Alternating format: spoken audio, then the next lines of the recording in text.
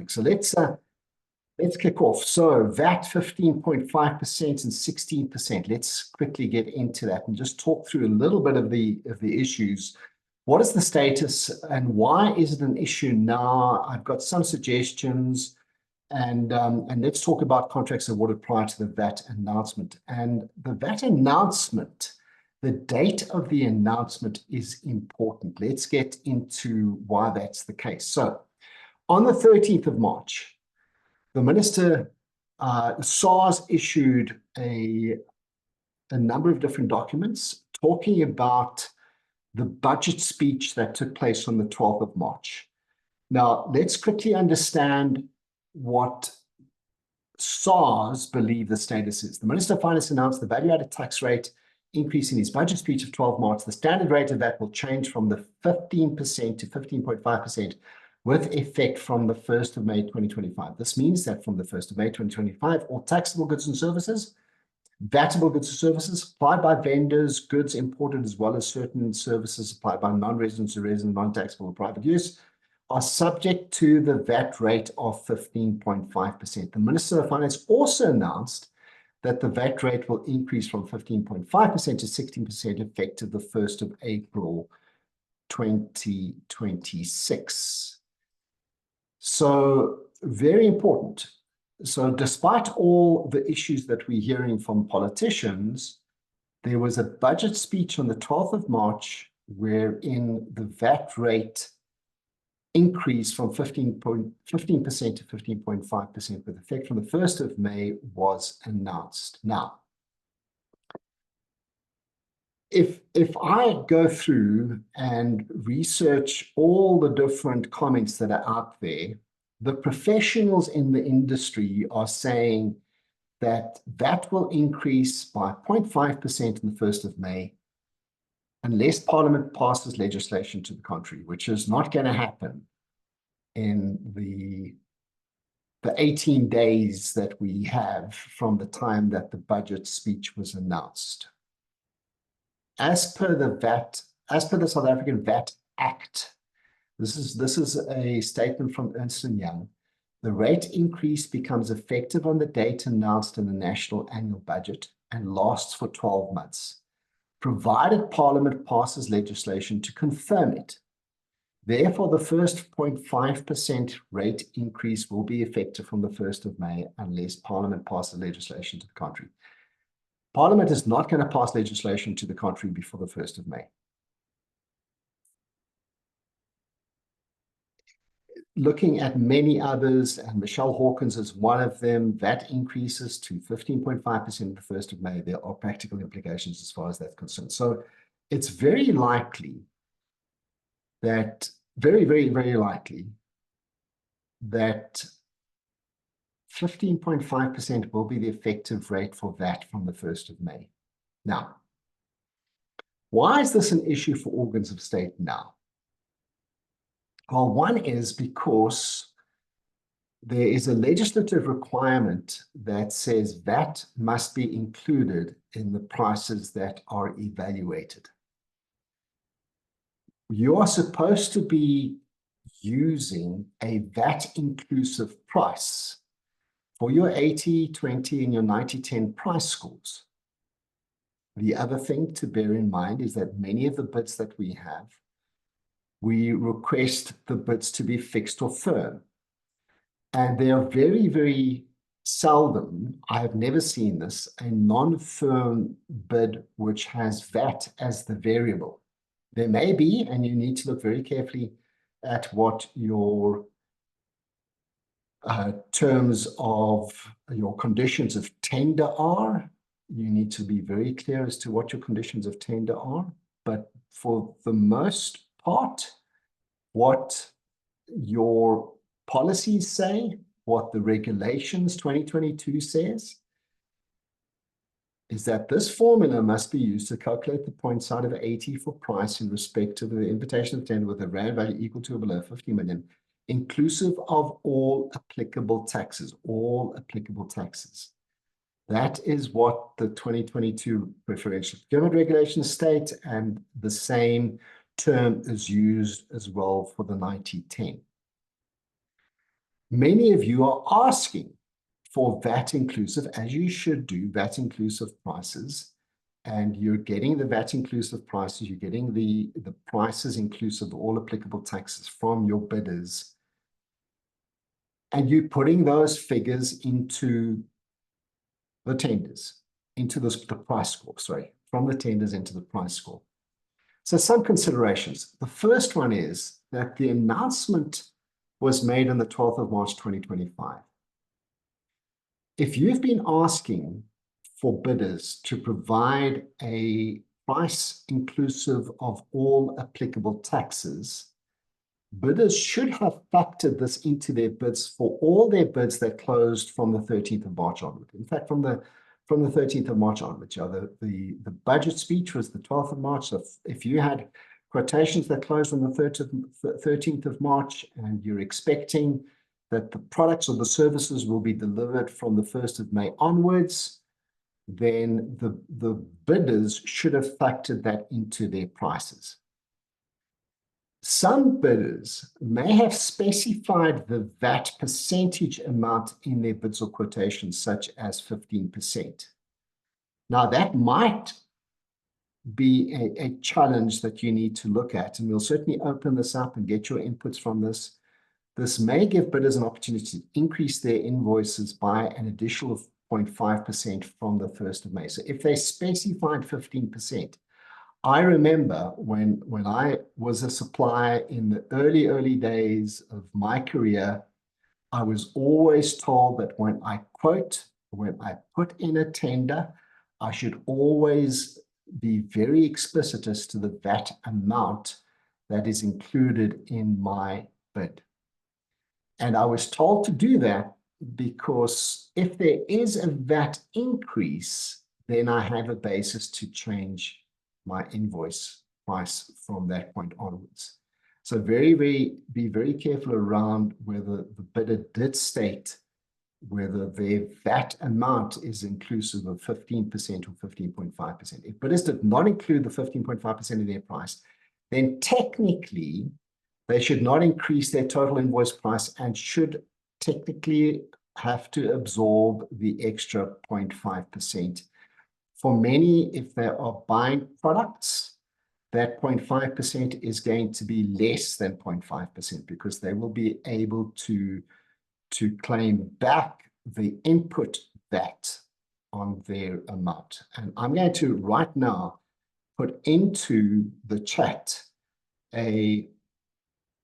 let's see if I can get this going. Put into the chat, there it is, a link. This link is to the FAQ from SARS on the VAT increase. And if you want, you need to, if you've got questions on this, you need to go to that SARS FAQ sheet. It's about 16 pages or something, and it's got a lot of important issues in there. Let's have a look at a couple of the questions regarding the FAQs from SARS. What happens if I have actually delivered, now they're talking now to a supplier, I've actually delivered the goods or performed the services before the 1st of May, but the invoicing or the payment only occurs after that date. So I've delivered now during April, but I haven't invoiced in April for whatever reason. I delivered it in April, but I now only invoice in May. SARS says the VAT Act provides that you must charge VAT at the 15%, even if the normal times of supply for those suppliers occur after the increase in the VAT rate. So after the 1st of May, you will still possibly get invoices coming in that will show a VAT amount of 15% because they've delivered the goods or provided the services prior to the 1st of May. And they're given an example. If a firm of auditors has actually supplied the auditing services to the customer before the 1st of May, but the invoicing and payment only occurs after the 1st of May, the auditing firm must charge that at 15% for those services and not 15.5%.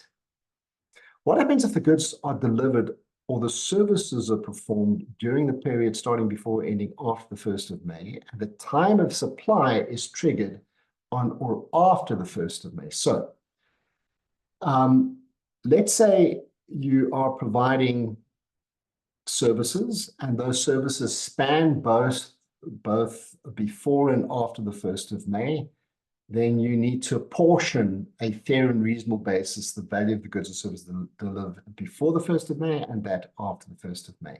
So you'll say some of this will be 15% and some of this will be at 15.5%. So expect some implications as well from your vendors if the delivery overlapped the 1st of May. Now, what happens if the goods delivered or service performed on or after the 1st of May, but you received an invoice between the 12th of March and the 30th of April? We'll come back to this 12th of March issue shortly. So somebody invoiced you, and this was a pre-invoicing activity. They invoiced you before the 1st of May at the 15%, but they're only going to give you the goods or deliver the services after the 1st of May. And to be aware that this is when this 21-day time frame kicks in. So if the goods are delivered more than 21 days after the 1st of May, then they need to use the 15.5% VAT. If it's services, likewise for services in that respect. The services is a little bit more difficult when we look at things like invoicing at the start of the service period. And we're not going to get into that now. I'm not going to get into that now. I'd suggest that you just have a look at the FAQs as far as that's concerned. Let's just have a quick look at one of the scenarios that I'm going to open up for discussion. Let's say you've got a tender or you've got an RFQ which closed on the 15th of March, 2025. And you've got 3 acceptable bids. How would you treat this? All 3 of these bids are for an amount of 100,000 Rand. These could be quotations. The first one said 100,000 Rand, including all applicable taxes. The second one said 100,000 Rand, including VAT at 15%. And the third one said including VAT at 15.5%. How would you treat these? I'm going to open up the chat. I'm going to open up the chat. I'm going to allow you to unmute if you want to. And please give me some thoughts. How would you treat this? If you have this kind of scenario, how would you treat this? And out of this, we can possibly get some suggestions that come through. Anybody want to make a suggestion if you were to receive quotes or tenders? Let's say the tenders are for 10 million. It doesn't matter. It's just to try and illustrate the point. And you have 3 acceptable bids at these prices, what would you do? Any thoughts? Michael? Yeah, look, I mean, we've had this before with the previous VAT increase. This is not new, right? Yeah, the first thing is you need to adjust the budget because that might be a bit of a killer. The budget must allow for an extra 0.5%. So presumably that will come out of a contingency provision, but whoever is responsible in the public institution must make sure that that 0.5% is added. Otherwise, as usual, you end up with no payment being made at the end because there are no funds. And then okay, go ahead. Yeah, that's the only thing that really needs to happen. We've had that before. We made adjustments, and the VAT is changed when the amounts are invoiced because as far as the private service provider is concerned, it's a credit and a debit. So they cancel each other out. It really doesn't make any difference at all, other than obviously they need to be correctly shown on the invoices, because otherwise, if you show the incorrect amount on the invoice, you become penalizable in terms of the VAT Act. The VAT Act, yeah. Yeah. Now let's assume in this example, Mike, that this was a firm price. Yeah. Now you're talking from a construction, but let's assume this is a firm price, right? You've got to put up a little wall, and it's going to cost you 100,000 rand, and they requested a fixed price, a firm price, and you're talking now from a supplier's perspective. Yep. How do you think the organ of state should treat these three quotations? Well, in the contract or the conditions of tender, in the evaluation process, now they're busy, they have to evaluate, right? well, it doesn't make any difference, because 0.5% applies to everybody. It applies to the highest and it applies to the lowest. So on the price side of things, you're still, whether you look at it from a net point of view, or whether you look at it from a gross or VAT inclusive point of view, it's still 80 points out of 100. And it doesn't make the gap any bigger, because it's just another multiplying factor. So let's look at this one here. This one said 100,000 rand, including VAT at 15%. Oh, the bids. Yeah. These are bids. These are the quotes that have come in. Each one is at 100,000 rand, but this one said all applicable taxes. This one said 15%, and this one said 15.5%. How do you think the organ of state should treat these in the evaluation? Because they've got to put these into that formula that I showed you just now. Yeah, I see what you. You see it, right? Yeah. Okay. Well, then the private service provider should run and hang his or their head in shame, because they're going to be made to carry the can. Yeah. Because the price is what counts, and there is no way of fixing that. It's what they have quoted so on. The 100,000, including VAT at 15%, that supplier is going to have to carry the can of 0.5%, which is going to bite in their own their profits. Yeah. That's unfortunately how it works. Thanks, Mike. Let's jump to Andres. Andres, you've been in this business for some time now. What are your thoughts? Firstly, I have to admit, I haven't actually dealt with a VAT increase although I was in this for a time. What I want to point out, and I'm just talking to the evaluation at this stage, is that there's a peg in the ground or a line in the sand, and that's the bid closing date. And normally the expectation is that the bid must be compliant of all necessary legal elements on that date. The fact that the legal elements might change after that date is of no consequence. You evaluate a bid as if you're evaluating it on the 15th of March, regardless of what has changed.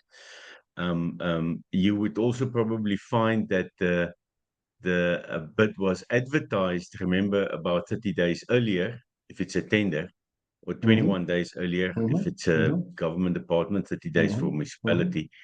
So, which would, at that stage, they wouldn't have known that there was an announcement going to be on the 12th of March.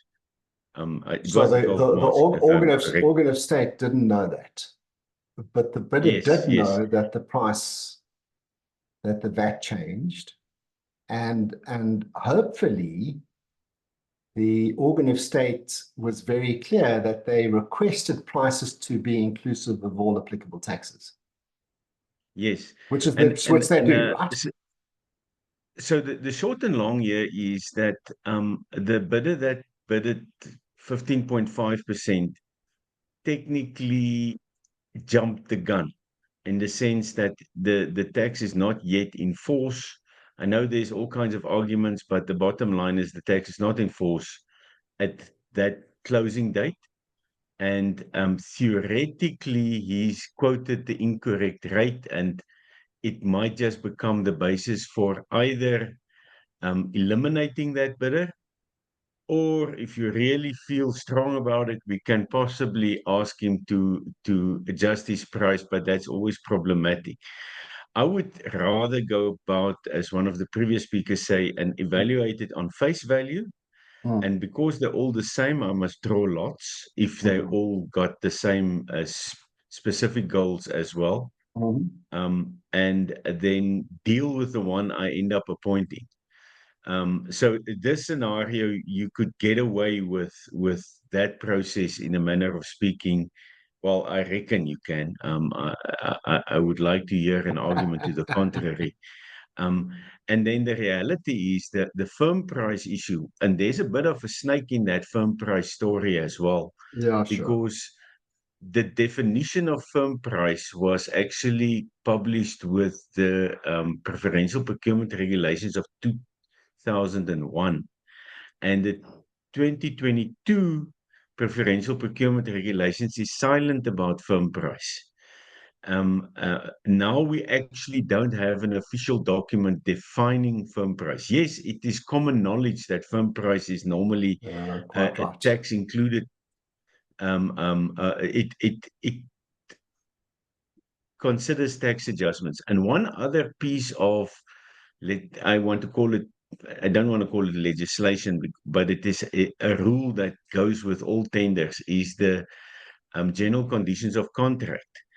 And in the general conditions of contract, I think it is section 17, if I am not mistaken. Let me just double check that. Yes, paragraph 17. Has got it doesn't define firm price either. That's the first observation. And the second observation is in paragraph 17, it states that any price adjustments must be agreed in the special conditions of contract. So, or basically in the tender document.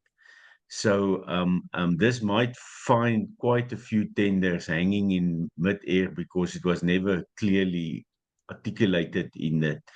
Another document that talks to firm price is obviously your SBD 3. Your SPD 3s, your 3.1, 3.2, 3.3. Yeah. Andres, we're just losing you there. Which There you're also back, yeah. It lacks a definition. Yeah. So that's sort of my angle. So this thing could be messy. And the one last thing I would like to also add is, even if you award these contracts on face value, you still have to do that. That guy that quoted 15%, he's going to claim a 0.5% price increase into the tender, or once it's awarded. Once it's And awarded. again, that could create issues. And then just for all the tenders that's already awarded, we also have the issue of that all those tenders are going to demand at some point in time a contract price adjustment because of the change in the VAT rate, which opens the door for mistakes and deviousness. Where you can even calculate your extra 0.5% wrong and maybe make it 5% or something like that. And you know how we get ourselves into trouble in government when it comes to calculations. Yeah, that's my views. Yeah, Thank you. Yeah. Thanks, Andres. I mean, the point of my little scenario here is that with a bidder including the 100,000 Rand and the reference to the 15%, this is going to give them a basis on which to ask for an increase of 0.5% on their tendered price. And that then would be constituted unfair, because it's essentially, this is going to go up by 5,000 Rand, which means that it is more expensive than these, and that should have been factored into the price score. And that's the challenge that we face now. And so one of the suggestions that we need to, or that I'd like to make at this point, is that given all the uncertainty that exists in our world at the moment on VAT, with the politicians making lots of noises about whether it's going to go up or it's not going to go up, there is a lot of confusion in the marketplace. And one of the ways that you can avoid that confusion, and this is my suggestion, is to be very explicit. If you are doing quotations and tenders now that are going to be delivered and invoiced after the 1st of May, rather be explicit in terms of what the VAT amount is that you're requesting to try and avoid these issues. Technically, you don't have to. Technically, you don't have to. Technically, if you just say that it needs to be inclusive of all applicable taxes, you're going to be fine. Starting to get into a clarification process with a bidder at this point is going to be risky. If you start allowing the bidder to change their price or to adjust their price at this point, it's going to be risky. And it could be constituted unfair. So either you are very explicit, all applicable taxes, and then you deal with this one. I've got some suggestions. Let's hear some more thoughts from you before we get there. And you deal with this one. But at this point, you do not have comparable prices. And it would be unfair to put the 100,000 Rand through each of these into the same price formula, because this one in particular is not going to be comparable with these two. Let's jump to Michael, and then we'll go to Khomotso. Sean, I think your suggestion is certainly right, but there is a regulation that you're not allowed to change a bid price. It's quite simple. If the bid price states it must include everything, that is what it includes. And at the stage of bid award, whatever the bidders have added into there is effectively a qualification to their bid. So you're welcome to ask them to withdraw it.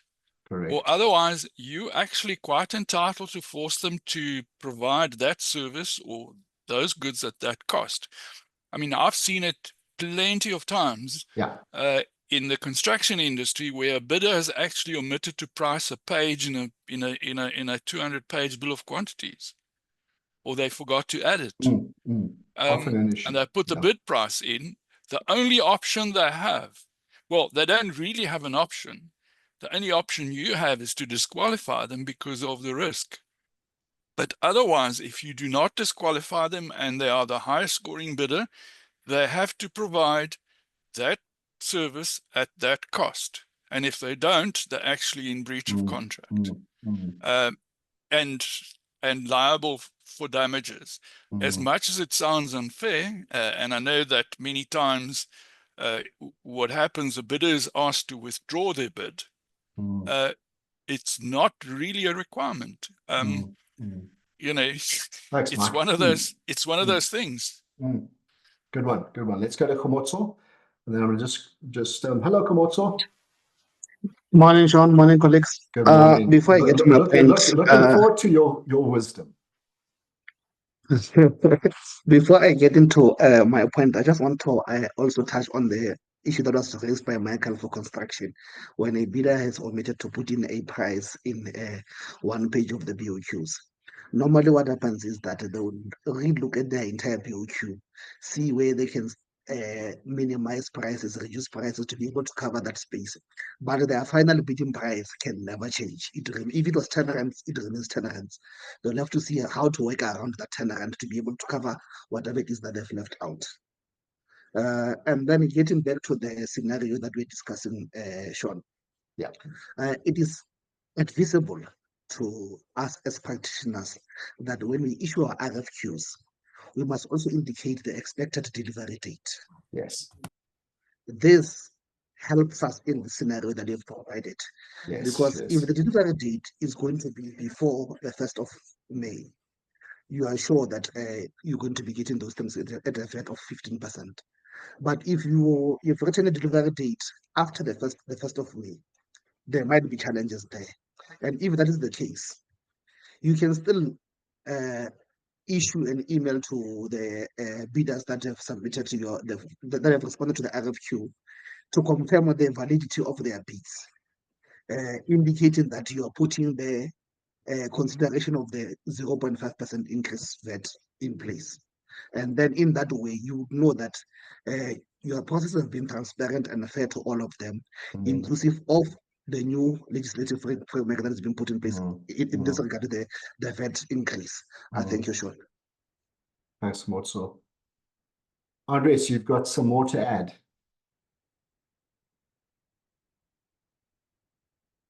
Yes, I'm partly covered by Michael. Maybe I just want to highlight a principle that sort of diffuses the whole situation, and it strengthens my argument that we must evaluate them on face value.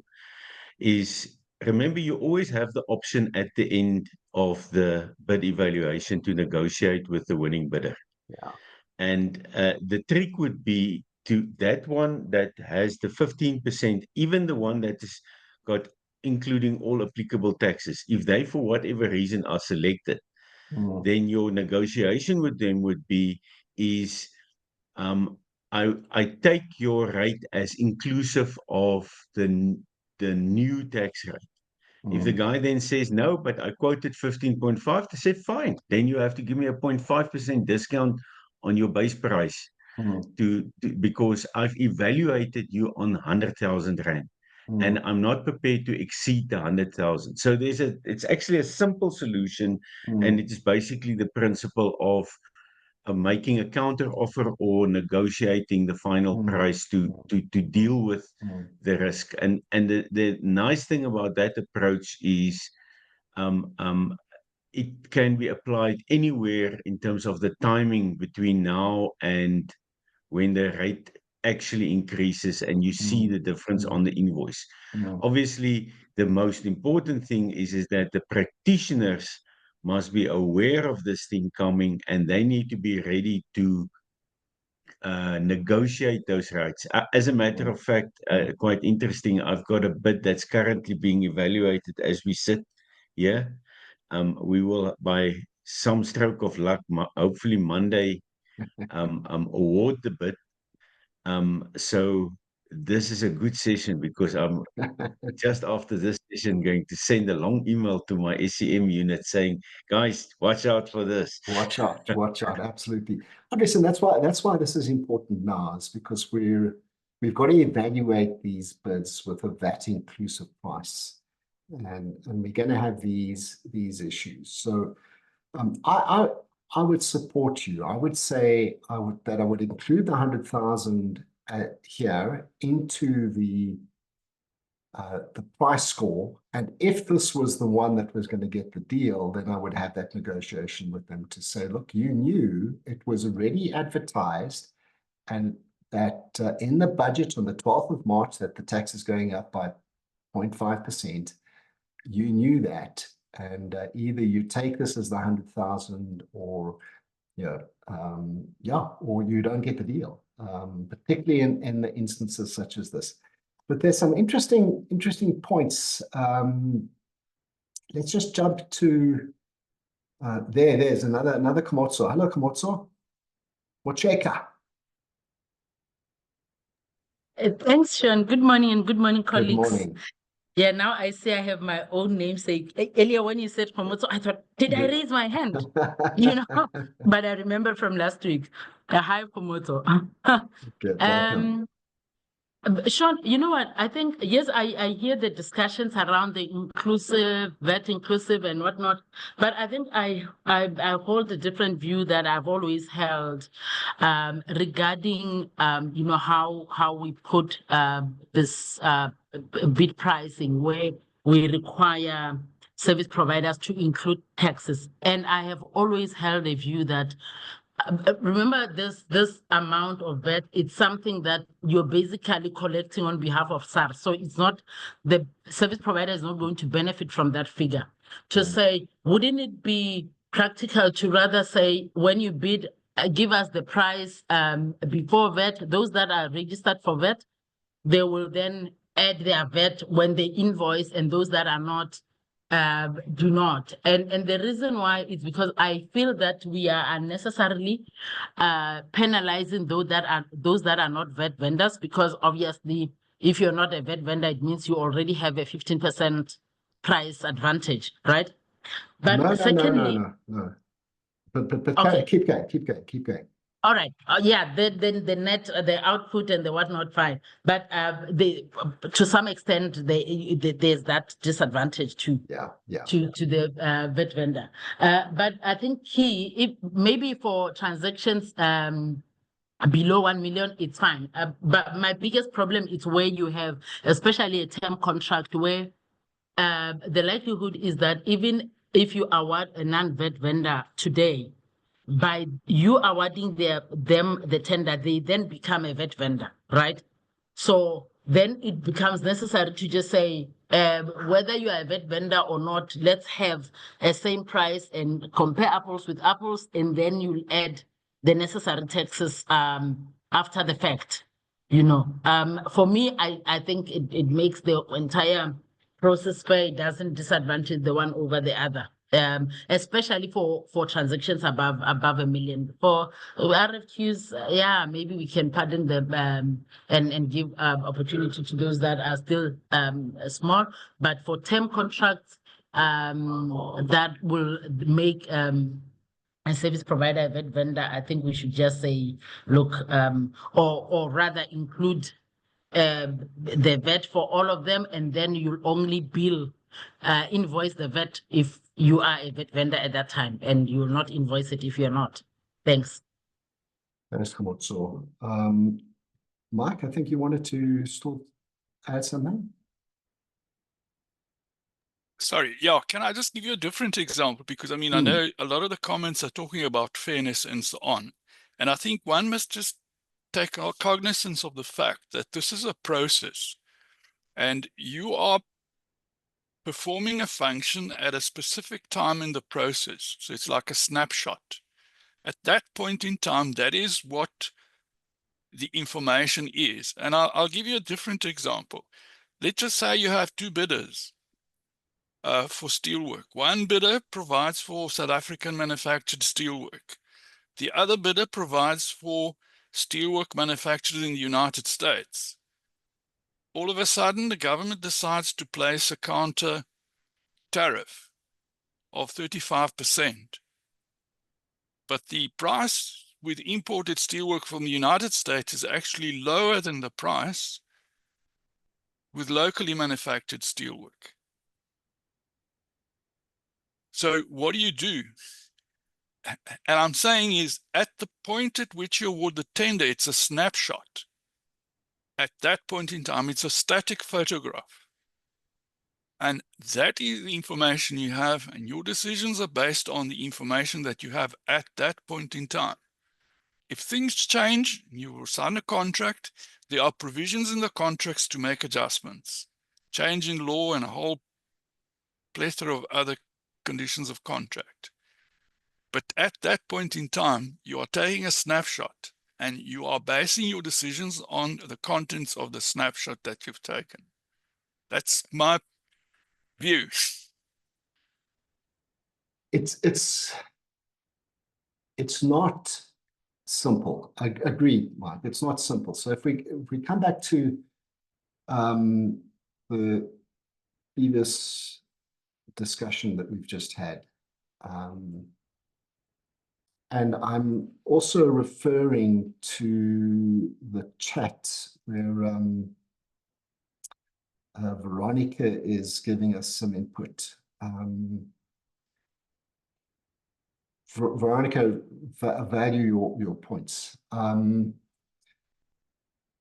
Mike,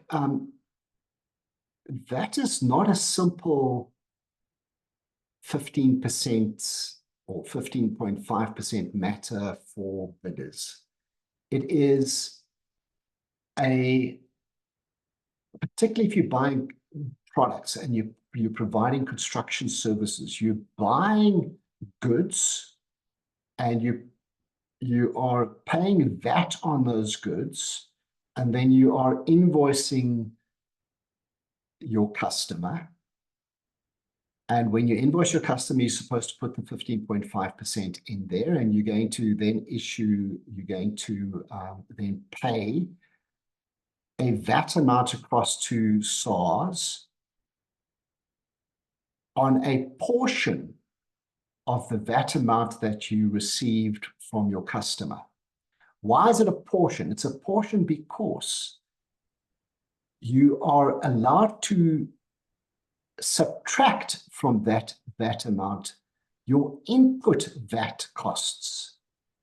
So it's not just a matter of 15.5%. Now the price has gone up by 0.5%, therefore we can go ahead and we can increase the contract value by 0.5%. It's not, because it's not a 0.5% increase to the supplier. It's less than 0.5% because they are able to subtract from their VAT amount the input VAT. It's different when we come to services. When we look at, for example, consulting services or legal services where there's no input VAT to those services, it's different for service providers, professional service providers in particular. But it certainly is yeah, and you're making the point. There's a whole range of issues here on steel and other imported products as well. So it's not a simple scenario, and that's why we've got to approach this. And I don't think there's a one-size-fits-all guideline that I can give to anybody today, or that we can give to anybody today, because it very much depends on the circumstances.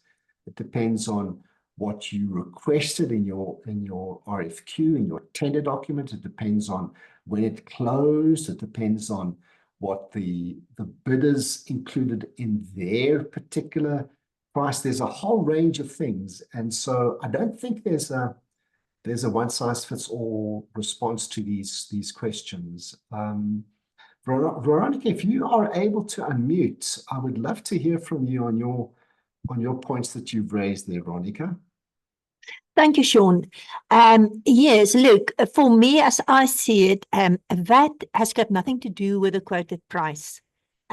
It's nobody is going to be able to take unfairly advantage of quoting a lower price and later come back and say, oh, now the price is higher, I need to update it by 0.5, because it's not their money.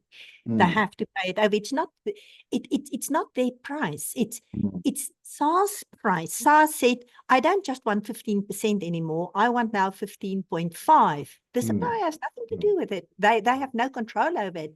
They can't quote and say, oh no, I'm just going to ask 15% because I want to give a better price. They can't. They have to charge 15.5%. And it's not like one can now take unfairly advantage, have it at 15, and the other one have now to put 15.5. Everybody has to quote the same. So when you do the evaluation, especially in this turbulent times where look, SARS they don't have to wait for the budget to be approved, that they can approve any time. So people know now that as it stands at this point, but still, it's still under negotiations. And even if you assume people should now know, it's not their price. It is what SARS decides or not decides. So for me, it's not an issue. I must say, I never thought it's an issue. Because this is something that's not, and I know previous time as well, with existing contracts, the same thing.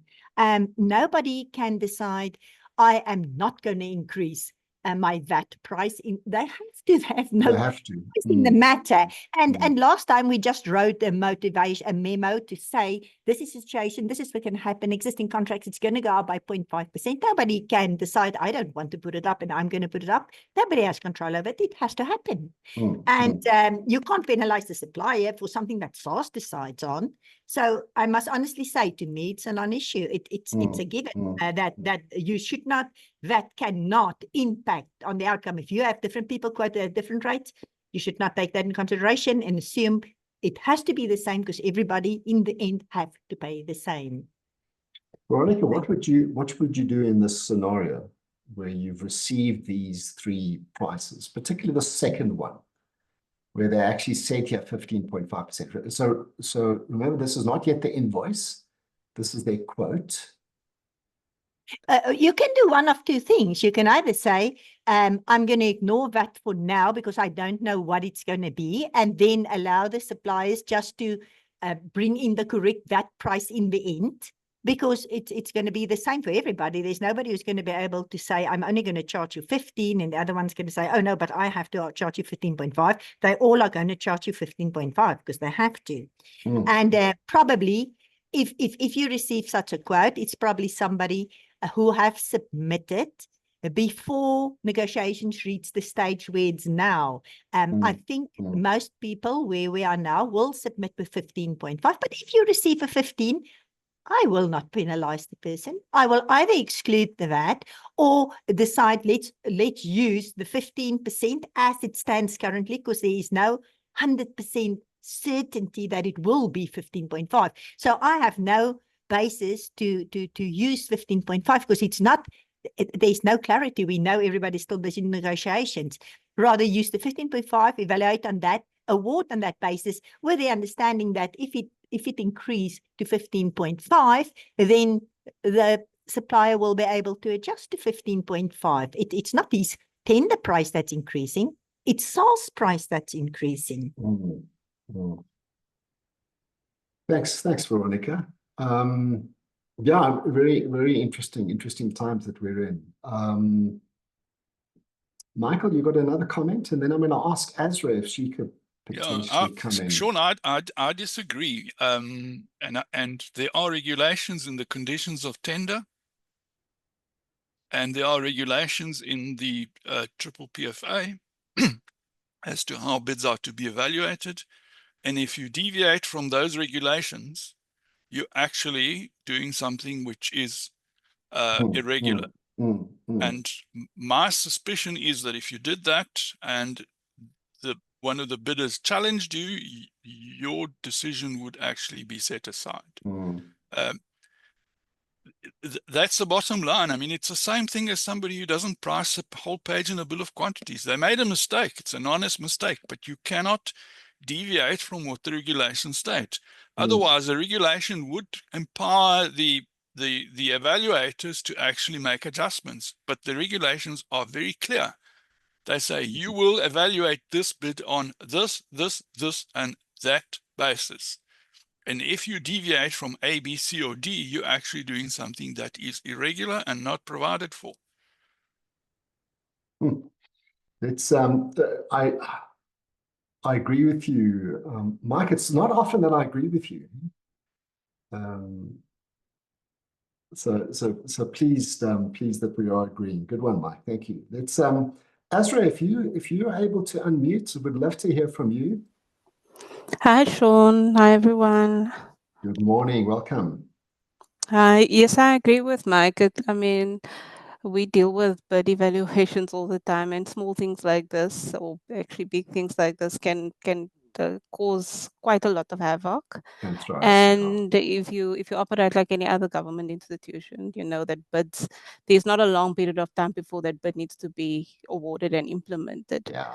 So yeah, it's a very volatile situation, and obviously the person, the bidder who benefits most from this is going to be the one that obviously doesn't charge VAT, and the one that charges 15% VAT. Which wouldn't be fair then at the end of the day. I'm of the opinion if everybody didn't quote on the same thing, then it needs to be cancelled and re-advertised. That's what I would do. Yeah, your last comment seems to be suggesting that you support my suggestion that says you want to be clear on this 15.5%. 100%, yeah. If there's not a mechanism, in my opinion, if there's not a mechanism to change the bid price before it goes into evaluation phase, then it should be cancelled.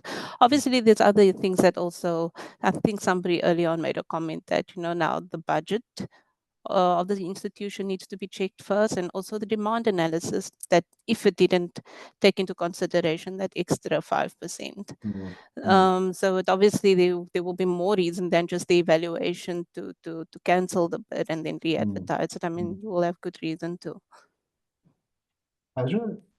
We're at a point now where Henry and Ronnie, I'll come to you shortly.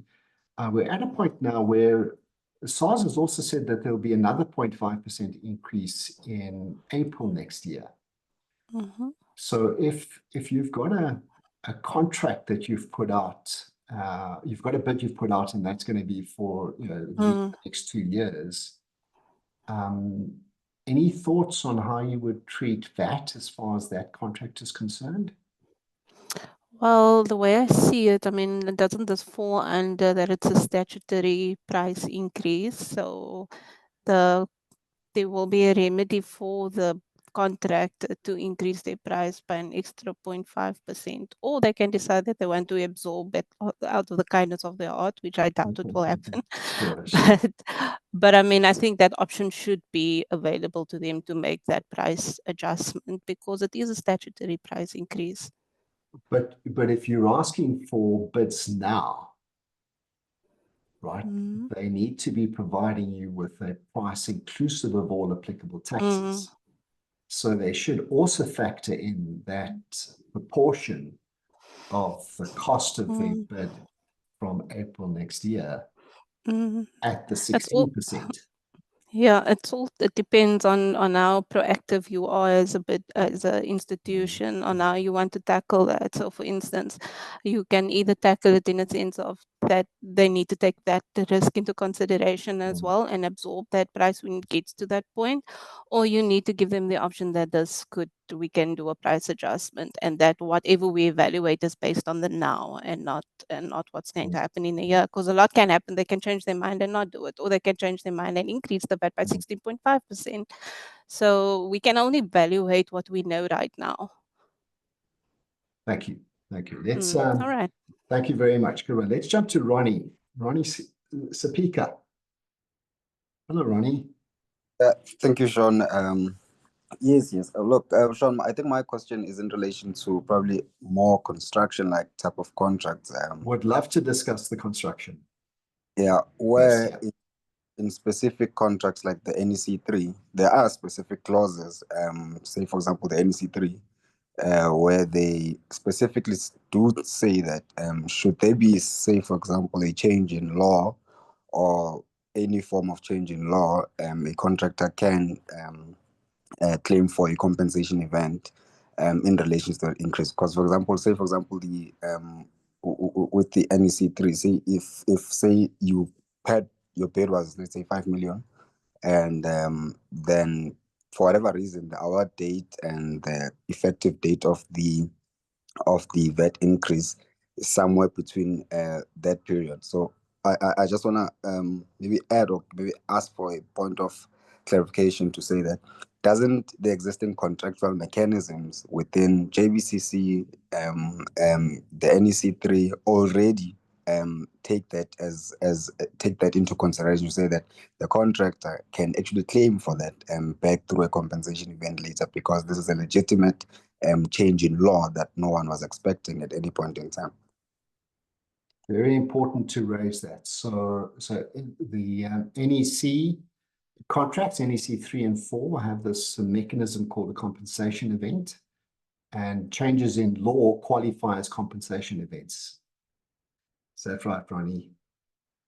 And therefore, this VAT increase is a legal changes and would qualify as a compensation event. Yes, that's correct. Good one. Good one. Henry, your point. Henry, thanks very much, Ronnie. Yeah, Sean, I kind of agree with Mike here on this one. So often I disagree with you, but I agree with Mike. I mean, the legislation talks about all-inclusive, all applicable taxes, and that is not the only tax. As he said, there's duty as well. Absolutely. You're not going to do a similar thing when duties might or might not change. So I'd rather than be consistent. And you actually just before that also now suggested what happens if the VAT increase goes up again next year, or there's another VAT increase next year. You know, we're not gonna say to them, okay, let's put in 16 if it's a 3-year contract, for example.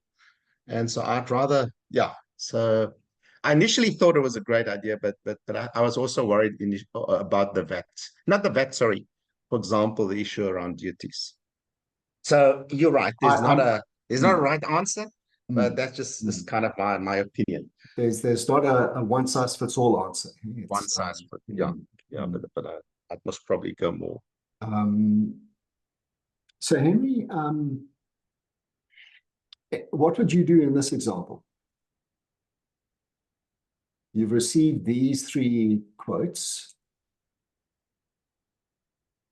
The bidders all knew that VAT is going up to 15.5%. What would you do in this example that's on this? Sorry, I'm not sharing it now. There it is.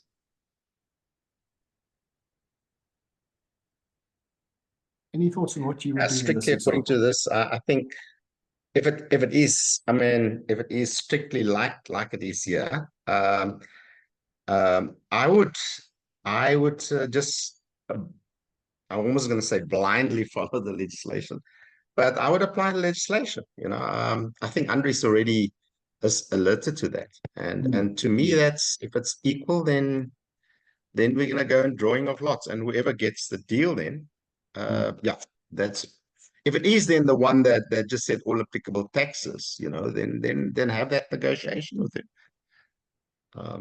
That's what I most probably would do. I agree with Andries. I also saw that Veronica said this could also be a clerical error, because many bids and their bid documents automatically already have 15% there somewhere, and they could have just clerically just carried on with that 15%. So I wouldn't necessarily disqualify these guys at this point. Yeah. Thanks. I wouldn't disqualify any of them. Good. They're all acceptable. Yeah. Good. Let's go to Khomotso. Thank you, Sean. Thank you, Sean. I want to take you to a different chapter, but just on this VAT issue. Yes. That when we do our procurement plan, they must align with the strategic objectives of the institution, identify the needs, and then have timelines and deliverable to ensure that the procurement activities of that particular institution support the institution's strategic goals and its objectives. We have submitted our business plans prior to the end of March. Normally, we would submit early March, late February, somewhere there. And then after submitting our business plans, they were inclusive of prices. Those prices are based on the VAT of 15%. Now that there's been an increase, Sean, it's going to also come back to us problematically that the budget that we are based on was on the 15% VAT. Now everything in our procurement plan will have to be readjusted to the 5% procurement plan, 5%, I mean 0.5% that is there. And even the service providers who are out there are also going to be affected by the same thing. You understand the problematic situation that this VAT is taking us into? Yeah, I think. Yeah. Khomotso, let's engage. So, Khomotso, Yes, Sean. Do you agree that it may not be a 0.5% increase to your budget? Yes, I fully agree on that one. It's actually a 8.5 reduction to my budget. No, so my point is that for a bidder, for a supplier who's now been appointed, okay, they are not automatically now going to have to absorb 0.5% more if they don't get the contracting price included. A bidder who's providing construction services, for example, the 15% that they've been adding to their prices is not, it's never 15%, it's 15% less their input VAT charges. So we can't just now say a blanket across the board increase of 0.5% on your procurement plan, because you're giving away money. You're giving money to suppliers. If you now allow suppliers to just automatically increase by 0.5% their invoices to you, they're scoring, they're making more money, because it's not a 0.5% increase to them. It's less than 0.5%. Am I? If I could want us to be reading the same chapter from the same Bible, Sean. Yes. Yes. Let's put an example on the table. Yes, that let's do that. you're having a service provider who's supposed to be doing roofing for your building. The BOQ that was there was a million rands. Yes. That is inclusive of that. Yes. That was our BOQ. And then when they quoted 1.1 million, and then they were the winning bidder. And now that there is a 5% increase, the works have not started. It's only going to start next week. Correct. Now that there's a 5% increase in VAT, the wood that is there, all materials that they're going to procure to do the roofing, which is VAT inclusive, are going to be affected by that increase in VAT. Agreed. So are we not going to be adjusting the issue to that 0.5%? So what happens to that supplier then is that when they pay VAT to SARS, okay, yes, they take the 15% that they're charging to you, and they subtract from that the input VAT that they have been charged. Yes. Okay. So it's not that they now automatically are going to incur an extra 0.5% increase to their cost.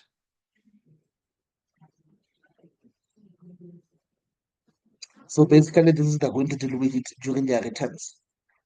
They're going to deal with it during their returns. So this is my point. My point is you need to look at each of these and say, how much is the actual cost to the bidder of this particular tender,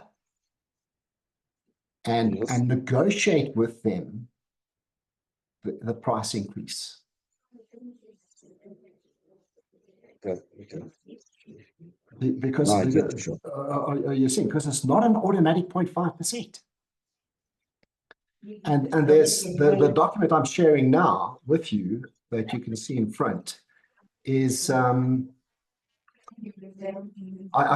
looking for it, but they say here, if you've been awarded, if you've awarded a price to a bidder and it's a fixed fee, they can't now automatically increase their price to you by the VAT increase amount. They're saying that you shouldn't do that. If it was fixed, if it was firm, it stays firm. That's what SARS is saying. And part of the reason for that is because of this input VAT, input cost issue for them. Let's Yes, I agree with you, Sean. However, like I'm saying, in the procurement plan, remember you also have got bids or other bids that you're still going to advertise after the first. Works that are still going to advertise after the first of May. So those are going to be affected by that 0.5%. Because it will be works that will be advertised and will be done after the 0.5% vetting cuts has been put in place. It's going to have an impact. I agree with you. It's going to have an impact. Thank you, Sean. Good one. Good one. Thanks. So, Andres, Ronnie, Just going to lower your hand, Ronnie. You can raise your hand again if you've got a point. Andres, go ahead. Yes, I actually have a bit of a difference of opinion with regard to the your argument the VAT is less than 5 or the impact is less than 5% on the supplier. In a manner of speaking, if it's a pure goods kind of contract, that is possibly an argument because technically the supplier pays, he absorbs the VAT between his input and output price. Yeah. So that's where Yeah. the VAT is, you can almost say it comes from that figure. However, obviously if it's a services contract, then there is no input tax because now obviously you can't claim tax on the employee salaries at the end of the day. So there the thing is Correct. a bit more hard and fast. Yeah. The principle I have a problem with for you saying it for a short period of time, you're correct. The difference would not be a big deal because the goods was probably purchased at 15% and now it's being sold at 15.5%, which does result in him having to pay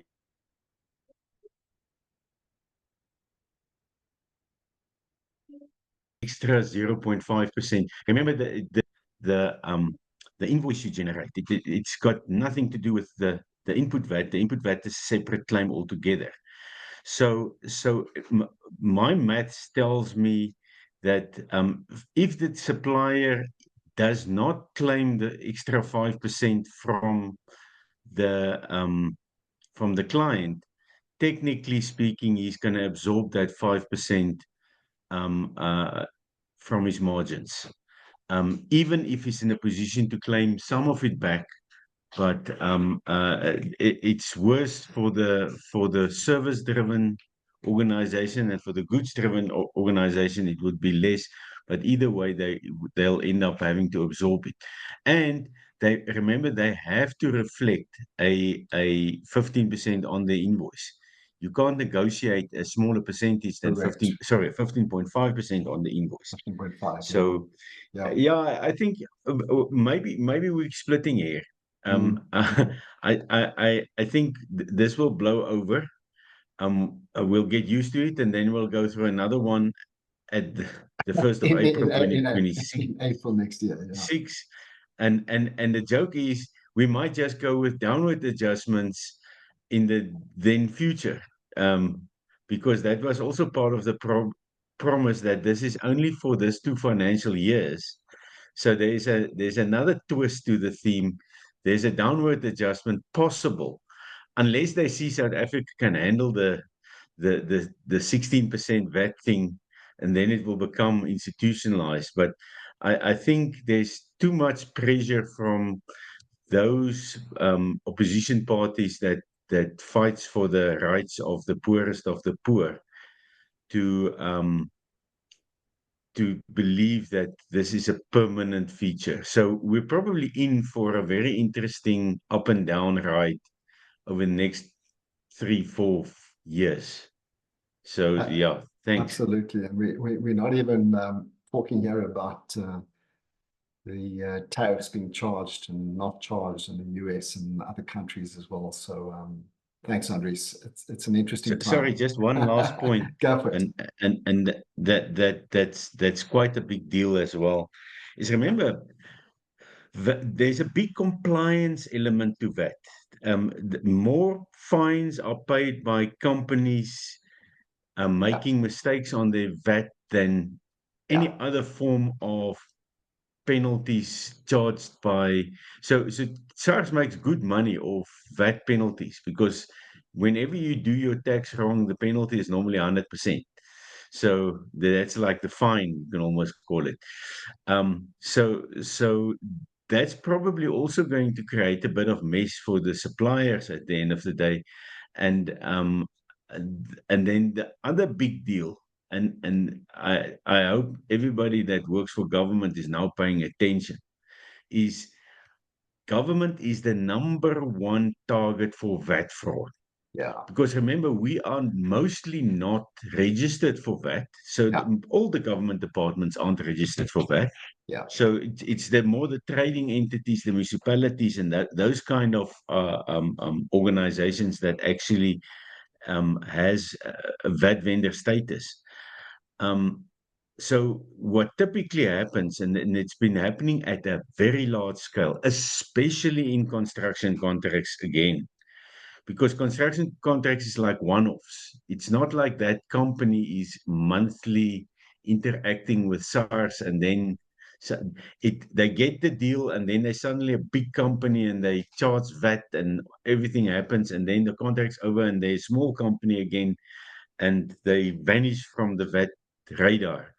So I found, especially in construction contracts, a lot of the vendors don't declare their VAT, and it makes sense, and it is more for the provincial treasuries and for national treasury, that you have a relationship with your SARS office where you actually disclose to them who you're paying VAT to and who's receiving big money, so that they can also double check that VAT is actually surrendered to SARS and not withheld, because the amounts are significant. I mean, if your VAT account is, if it's 100 million rand tender, the VAT account is 15 million rand.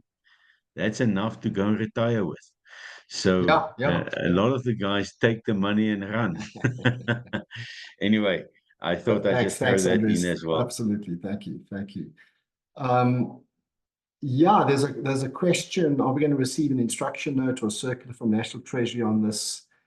I don't know. If I was to bet on this, I would say you're probably not going to get a circular or instruction on this one. I think there's too much complexity and there are too many variables. Andres has just raised there are institutions that are VAT registered, and it's a very, very different story for those. So yeah, going to be very interesting. Just be aware, I have shared in the chat the SARS document, which I recommend that you also just work through and have a look at that. VAT is very different for fixed property transaction. This pre-invoicing, this is more, this should have been invoicing in advance versus invoicing in arrears.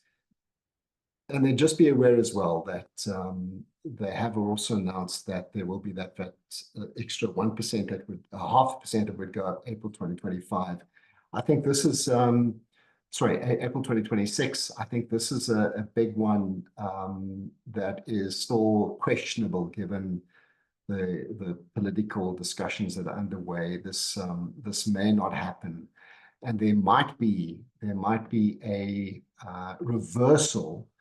But Veronica, from what I understand, it's unlikely that any negotiations at this point will result in a change to the VAT amount before the 1st of May.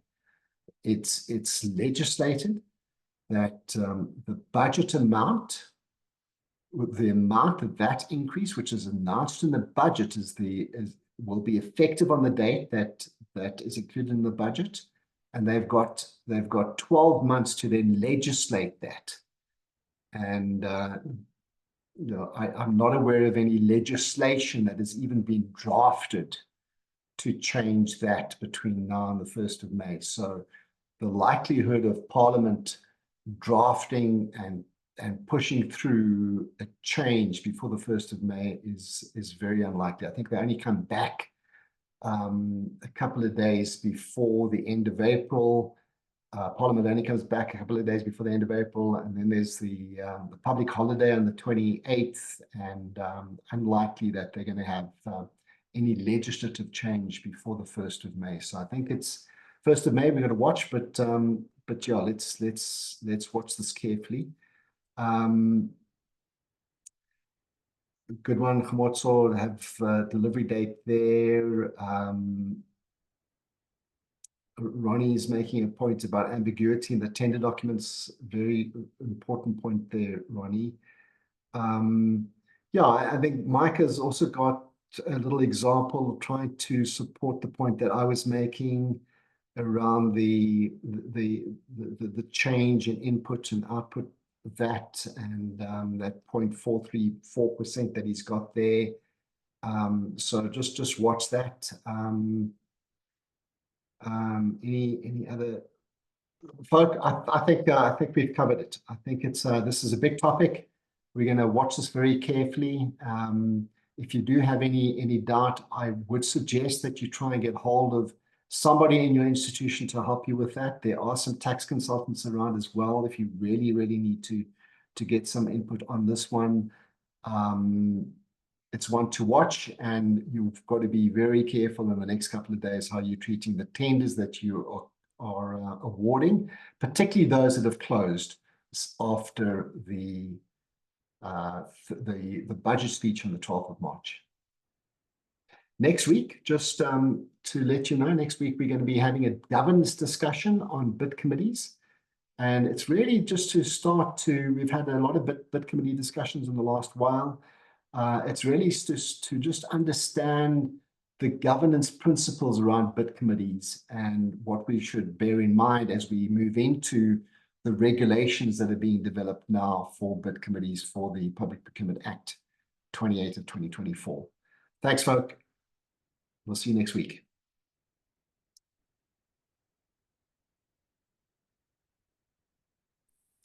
Thanks, Sean. Thank you. We'll get hold of you shortly. Okay, thank you. Bye. Sean, Thanks. bye. Thank you. Thanks, everybody. Thank you, Andres, Veronica, Thank you, Sean. Mike, everybody. Thanks, Khomotso. Khomotso and Khomotso. Thank you, Sean. Bye.